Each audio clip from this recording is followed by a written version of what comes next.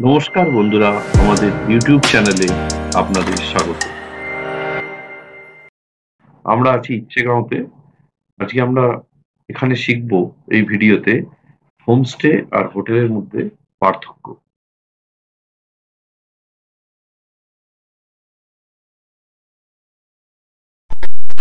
আমরা আসছি আমরা তাসি হোমস্টেতে আছি। এখানে আমাদের ব্যানার নিয়ে সুভাষ ভাই আসছে।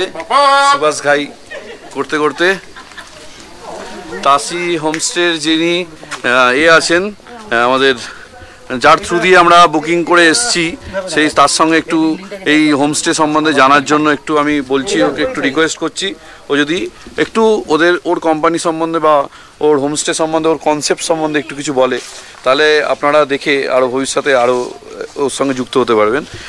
আমি পরিচয় করিয়ে দিই, হচ্ছে সৈকত, নমস্কার, আর অমিত, দুজনে মিলে এই হোমস্টেটা চালাচ্ছে।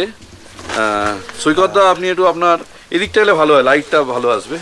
হ্যাঁ, আপনি আপনার কনসেপ্ট কি হিসাবে হোমস্টেটা করতে চেয়েছেন? দেখুন, হোমস্টের কনসেপ্টটা বলতে গেলে প্রথমে হোমস্টে জিনিসটা একটু বলে দিই, যেটা সবাই ভুল করে। হোমস্টে মানে কিন্তু হোটেল নয়। এখানে বেল বাজালে ঘরে কেউ আসবে না।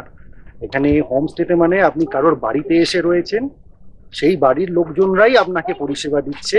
বাড়ির মালিক, মালকিন, তাদের ছেলে মেয়ে, আত্মীয় স্বজন, এরা আপনাকে যে ন্যূনতম যে পরিষেবা সেগুলো দেবে। আপনি তাদের বাড়ির মতো তাদের সঙ্গে মিশে, তাদের সঙ্গে গল্প করে, গান বাজনা করে কাটালেন। এটাই হোমস্টের কনসেপ্ট। এটাকে আমরা কেউ চেঞ্জ করতে চাই না।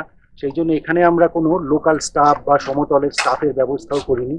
আমরা বলি হোমস্টেতে এলে আপনি হোমস্টের মতো করেই থাকুন, যেটুকু অরিজিনালিটি থাকা দরকার সেটুকুকেই রাখতে চাই, এটাকে নষ্ট করতে চাই না। আর হোটেল তো রয়েছে, আমাদের হোটেলও রয়েছে, তার ডিটেলও পরে বলবো। Hotel hotel, homestay homestay. Homestay মানে কারোর বাড়িতে এসে, যেরকম আমি যখন আমার দিদির বাড়ি যাই, আমার কি দিদি ঘরে খাবার এনে দেবে, দিদি দাঁড়াও আমি যাচ্ছি, তোমার সঙ্গে কাজ করে দিচ্ছি, এইভাবে সবাই মিলে একসাথে থাকাটাই হচ্ছে কনসেপ্ট। আচ্ছা, আর এই যে জায়গাটি, এটা তাসি হোমস্টে, যেটি একদম ইচ্ছেগাঁওয়ের পাহাড়ের মাথার একটি প্রপার্টি।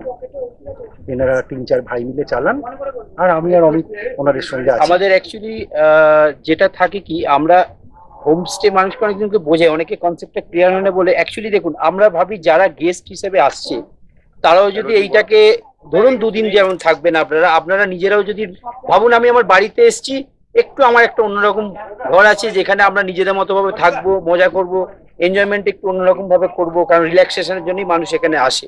তো এটা তো হোটেল নয়। হোটেলে আপনারা অনেক কিছুই পাবেনও না, যেটা অনেকজনের ভাবে। এখানে এসে আপনারা বারবিকিউ করতে পারবেন, নিজেদের মতো একটু এনজয়মেন্টটা একদম খুলে আরামসে আনন্দ করুন।